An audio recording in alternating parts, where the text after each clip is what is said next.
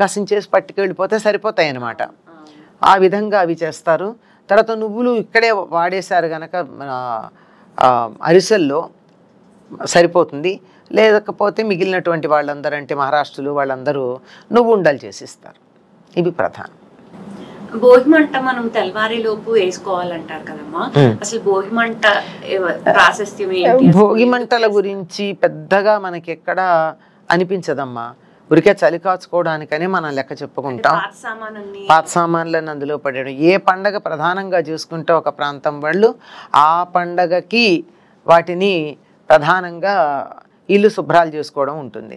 ఆ శుభ్రం చేసినప్పుడు చెత్త అంతా తీసి కాల్చేయడం, అది చుట్టూతా తెల్లారుజామున లేచి చలియకుండా దాని చుట్టూతా కూర్చోవటం అని చెప్తున్నాం మనం. కానీ దానికి ఉత్తర దేశీయులు ఏం చెప్తారంటే అది యజ్ఞంలో భాగంగా చెప్తారు. కానీ మనం ఎక్కడ తెల్లారుజామున